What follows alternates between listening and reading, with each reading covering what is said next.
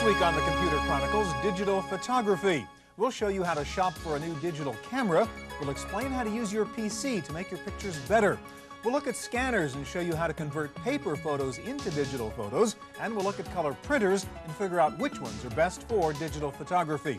Plus, a look at an art exhibit for digital photographers and how professional journalists are using digital cameras to meet those deadlines. All this and Giles Online, this week's computer news, my pick of the week, all coming up next on the Computer Chronicles. Computer Chronicles is made possible in part by SoftSource Incorporated, publishers of Pro One software, educational software for young adults. And by Upside, the business magazine for the technology elite. Hi, and welcome to the Computer Chronicles. I'm Stewart. Consumers in the U.S. spend $13 billion a year taking and developing pictures. Now, right now, almost all of that photography uses chemicals and paper, but thanks to the power of today's PCs, the era of digital photography has arrived. Pictures represented simply as bits and bytes. And I guess, Michael, the first issue is the camera. What digital camera should I buy to take these pictures in the first place? And I started out with this little guy a year ago, and of course it's totally outdated with all these better ones you have here. So show us what some of the choices are, Mike. Well, Stewart, in the $500 and below category, I think the leading camera is the new DC-25 by Kodak. This camera is just like a point-and-shoot camera. It has a built-in flash, has an optical viewfinder, but it also has a removable card storage so that you can actually remove the memory and go right to... So that's where your photos are stored. That's where your photos are stored. They're also stored inside the camera on a 2 megabyte RAM, and you can download it to this card. So I can carry a bunch of these cards around just like I would rolls of film. That's right. You can then take that card, go right to a PC card adapter, and stick this into your laptop. Right. Now, unlike a point-and-shoot camera, you also have a LCD preview on the back, so you can take a look at the images and decide which ones you want to keep and erase the ones you don't. So that's under $500. Let's work our way up the line here and move to something slightly better, which would be this Olympus? Right. This Olympus 200L is better in resolution than the Kodak. It gives you a 640 by 480 pixel image, whereas the Kodak gives you a 493 by 380. Is that so the main image difference? Quality. That's the main difference. And about another $100. Another $100, but the Kodak also still features that removable storage, which the Olympus doesn't. Which you don't have here. Right, but you have everything else. So you can only take a finite number of pictures in here before having to dump them. There's a 2 megabyte RAM inside here. It gives you about 20 images. That's a major downside. Right. All right, so let's go to the Fuji next. The Fuji in the same, almost same price range as the Olympus, only about $100 more. This camera doesn't have an optical viewfinder or a flash built in, but it does offer a PC card, so that's your storage. Mini card storage. Now this is a different type of card than the other one we saw, and there's a big battle as to which one of these still would would be the slip standard. into a PCMCIA card. Right, still has an adapter for it, goes right into a PC card.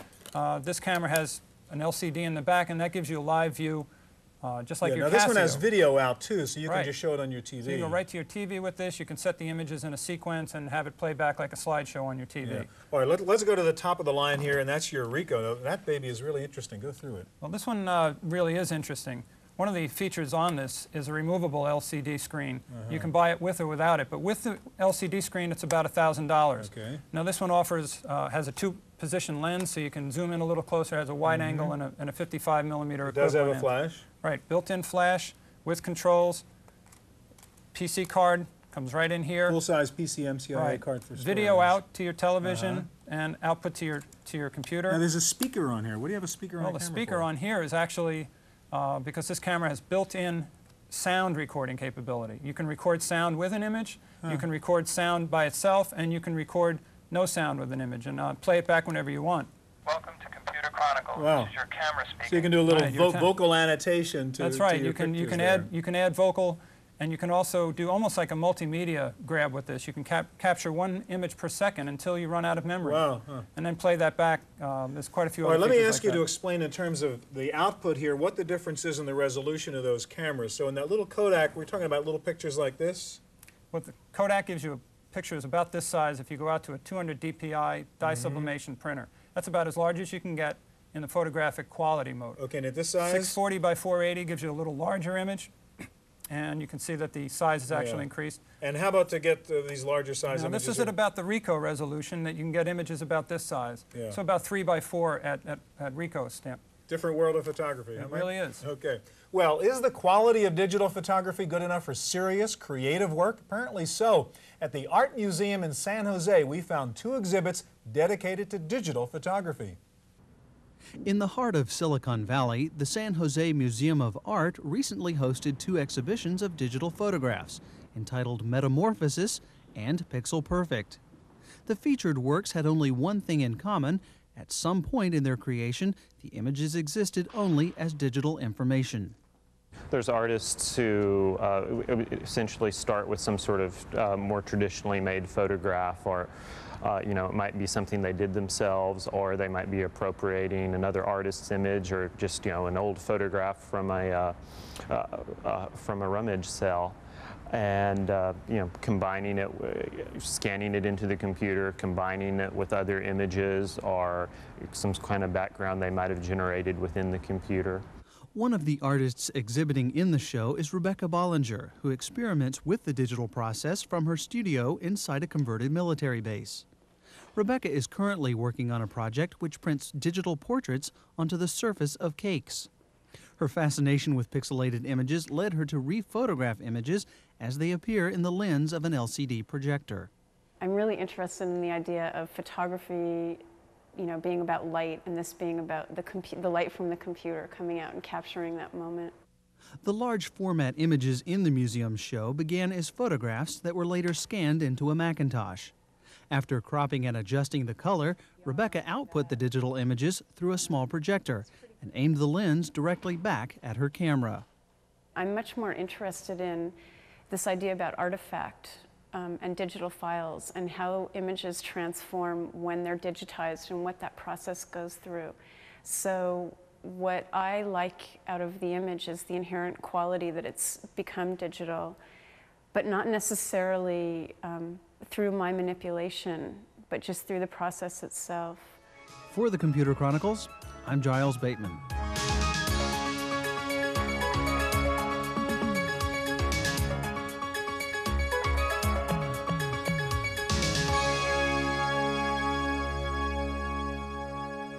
The power of digital photography is not only that you can take digital snapshots, but you can manipulate those images inside your computer. There are several software programs that do that. We're going to look at a brand new one called LivePix. Now, Natasha, I've taken my pictures with my digital camera. I've downloaded them into my PC. What can I do now with it? Well, the beauty of PC photography software is that now you can take your photos and put them into calendars, cards, invitations, just a variety. All right, so let's say I want applications. to do a birthday party invitation or something like that, but use my photos. How do I do this with LivePix? Well, you can take one of the pre-designed cards that is available for you. More than 150 are in different So that's a template albums. that comes out of your software that we're looking at right now? That's right. We've chosen it from the Celebration album, and here we have a variety of other templates that we could have chosen. For this case, we chose the invitation. Okay, so I want to customize it now with my pictures. How do I do that? Well, you select the photo of the actor there, and you go into Okay, so that's just a model that comes with the software. That's right. That's just a model that helps you see where you can put your own photo. Okay, so I'm going in. to put my kid in there instead. So you have already made an album called My Photos, where you've scanned in your own photos, and you select the photo that you'd like to substitute, click substitute, and there it's replaced for you. Then you can resize it and place it exactly where you want it to be, since all photos are not the same, but software makes it very easy for you to move it around. Once you're ready, you just cut that picture out. All right, so I've got the right kid in there now. Now, it's a pretty horrendous background. I want to do my own background. How do I do that? Right. Well, you've also scanned in the photo of your vacation, for example. You can go in and simply delete the background that we have here, and by dragging and dropping, we can bring in your own photo of your vacation, and then again move it to the right spot. So that's our little scuba diving vacation. Little scuba diving vacation.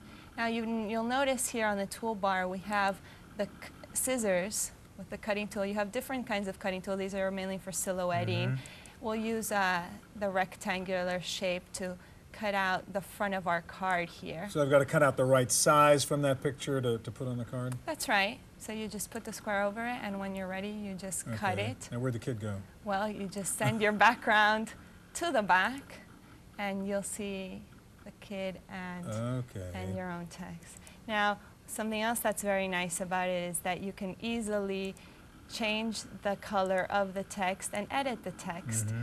Notice how all of this is happening in real time. You're moving images around very quickly. This is all possible with flash pix technology. We're working at speeds that have never been seen before. And so you don't sit here waiting for a couple of minutes while the picture reshapes or that's whatever. right. And that's why the flash pix technology is what's actually enabling live pics to be brought to the home market. So these are all objects really that we're dealing with here. That's right. All right, so now quickly, I have a little bit of time. Show me how you can sort of manipulate that image and mess around with that photo too. Well, one of the fun features we have here is under the effects button, you'll get the distortion tool. Notice that we have several distortion strengths, and we can just make the birthday boy a bit happier. You can sort of stretch his cheeks out there. Stretch his cheeks out, that's right. Change the distortion and just pull it up a bit until we like what we've got. Okay, we don't have time to show that whole process, but let me just show what, this is the finished product that you were working on right there, and that's kind of the birthday invitation after you added all the stuff and stretched his poor mouth out and made a mess of him, and that's the inside after you changed it, and that's even a little back at some of the fishies from our vacation picture too. So it's really the conversion of the hardware and the software markets. We're getting cool. high quality. All right, thank you very much, Natasha. Well, LivePix is a program aimed for consumers, but there are also high-end photo enhancement packages that give you incredible power over your photographic images, and I guess the standard for that kind of software is Adobe Photoshop, which you pros use, right, Charles? That's correct. You've got the latest version here, 4.0, and now show us some of the really complicated stuff you can do with a digital image here. Okay, well, here's a photograph that I took in Washington last year at the Washington Monument. It's a great photo.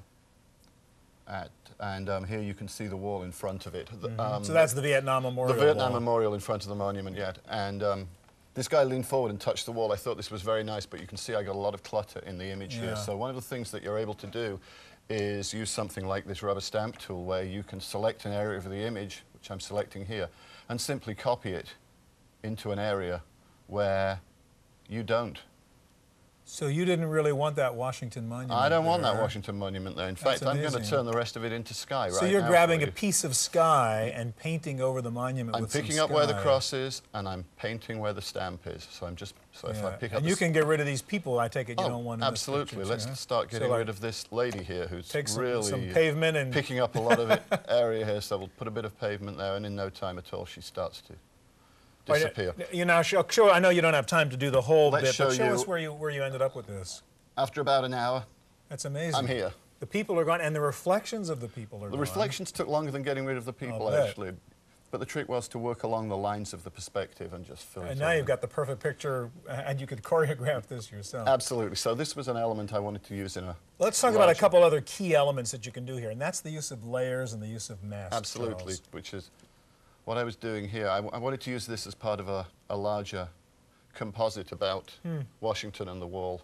And so here's more or less the final piece. I've got some text and other elements that I'm going to add in here. I'm working on those right now, and I can turn them on. So those soldiers there, that's a layer, that's sort of three-dimensional space, I guess. As that type was there. For example, these soldiers here, they are very transparent at the moment, but I can control their opacity and brighten them up a bit so that you can see them more strongly. Or I can just pick them up and I can move them somewhere new within the area of the image. So again, the idea is that's a composite image of different layers, and you can control each layer at a time. Absolutely, and this means that you can make decisions and try things out without destroying your work. Okay, finally, masks. What are they and how do you use them? Masks allow you to crop out areas of the picture without removing the whole picture. For example, on this main image that you saw me retouching a moment ago, I have what's called a layer mask, and if I come in and turn off the layer mask for that part of the picture, you'll see that in fact I've still got the background of the walkway there, but when I enable the mask that goes with it, then that area is removed. But I can go back there later. Perhaps I want some of that to show through later or whatever. So So again, you can maintain all the different elements and pieces in separate places and manage them as you wish. Absolutely, and make all kinds of tests and decisions until you get the layout you want. One thing I was experimenting, just for example here, was adding the Capitol building into the background. So here's that layer, and if I just turn it on... So much for seeing is believing. Oh, absolutely. Thank you, Charles. You're very welcome. All right, well, one of the features of digital photography is that it is fast, no processing time. And since the images are in digital form, you can ship them electronically. No surprise then that professional photojournalists with very tight deadlines are increasingly turning to digital photography.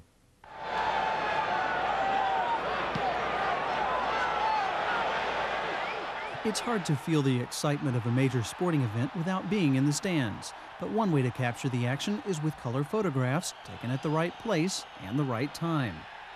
Chris Stewart is a photographer for the San Francisco Chronicle who brought two different cameras to this football game.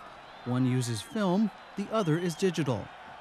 As the game draws to a close, he pops out a 170 megabyte PC card from his digital camera containing the game's last key moments. Once the game is over, he loads the 3 megabyte image files into his Apple PowerBook and transmits them directly to the newspaper's photography department. Nearby, the film photographers are still busy in the darkroom or in the hall processing and drying their film strips. If it be a Super Bowl across in Miami that finishes at 9:15, we can have pictures of the last touchdown or the game-winning play or the fans going berserk here in the office at 9:30. Easy. At the newspaper office, photos are supposed to arrive through a modem connection, but not without some anxious moments and a little telephone help. Hey, this is normal. Yeah, this frustration is normal. Once a transmission is complete, newspaper photo editors can make their selections almost instantly. With Adobe Photoshop, they crop and resize the image and adjust the colors, shading, and background. While digital photography still gets mixed reviews from some photographers, the Chronicle expects to rely more and more on the new technology once the kinks are worked out. It gets tough sometimes, but you know, when you look at when it starts smoothing out and things start working right, people keep coming back and say, yeah, it was so easy. I can't believe how we just shot it and got it in. It's amazing. For the Computer Chronicles, I'm Giles Bateman.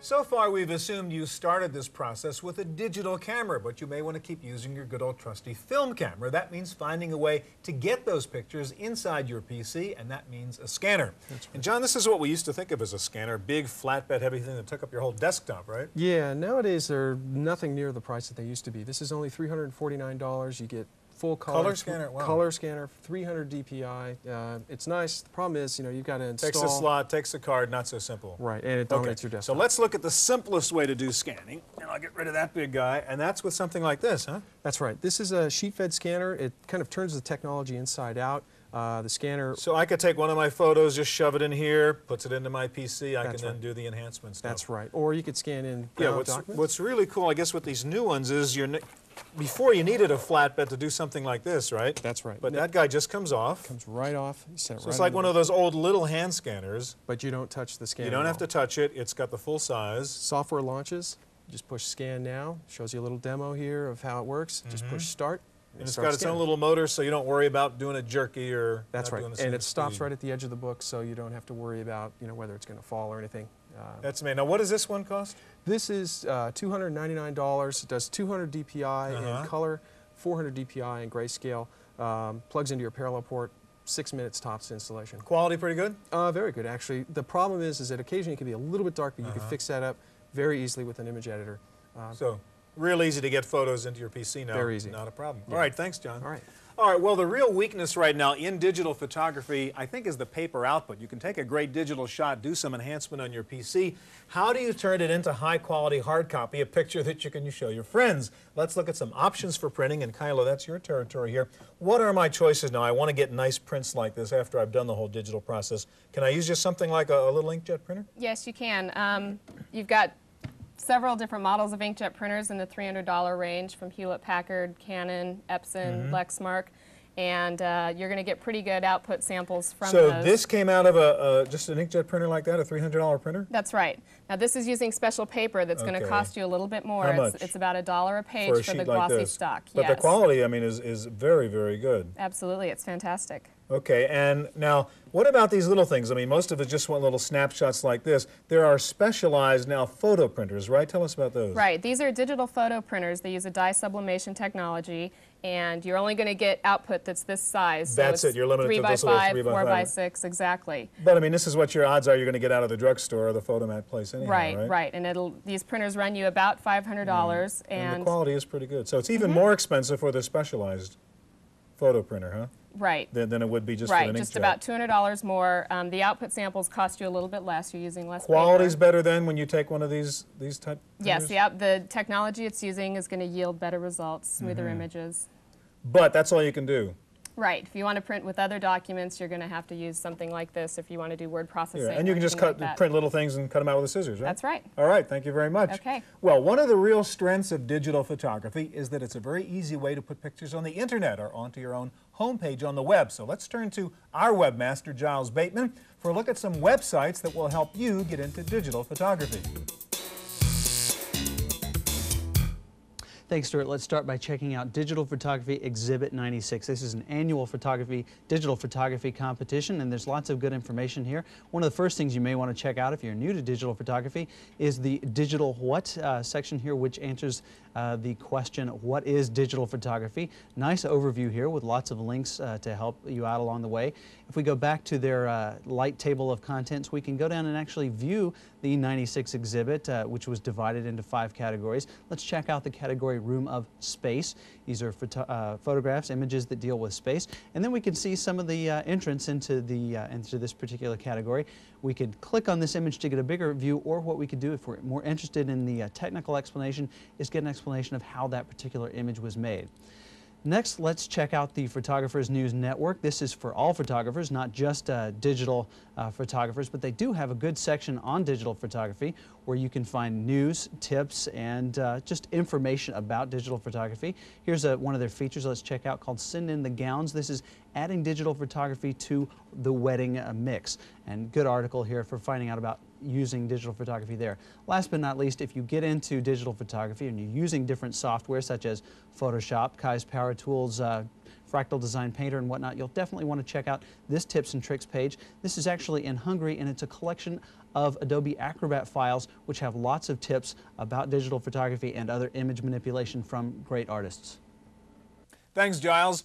Time now for our weekly summary of the latest internet and PC news. Here's this week's Random Access Report with Laurie Anderson. In the Random Access file this week, the troubled Italian company Olivetti is said to have reached an agreement to sell its personal computer division to the U.S. company Centenary. Italian newspapers report a letter of intent has been signed by Centenary, which specializes in purchasing ailing companies and then turning them around. If you've been looking for a computer under $1,000, your search may be over. Monorail Incorporated is offering a home PC that costs only $999. The Monorail PC has the latest multimedia features, including a modem, a CD-ROM drive, and Windows 95. The expansion of the Internet has brought more questions on how to handle the issue of copyright legislation across borders. In an effort to sort out the mounting concerns, the United Nations is hosting a 3-week conference where delegates will work on the first major revision of international copyright law in 35 years. In a unique move to generate revenue from a website, the MTV network has quietly begun demanding money from online services whose customers can view the music television's website. MTV is trying to get the online services to pay a multi-million-dollar fee or risk having the site blocked. Besides making money, this move is seen as a way for MTV to position itself as an incentive like it is in the cable industry. And finally, here's a little something to get you in the holiday spirit. Pepsi's new holiday ad campaign. The computer-generated characters created by Pixar and Blue Sky get into all kinds of mischief in this spot. Find out how it all ends when the spot airs throughout the holidays. That's it for this week's news. We'll send it back to you, Stewart. Now for my pick of the week. There is still one basic anomaly in personal computers, the shape of the display. When you work with paper, your work surface is shaped like this. This is the height and this is the width. But when you work on a computer, it all gets turned around sideways. Now that would be okay if the computer screen were wide enough to look at 2 pages at a time, but it's not. At least until now.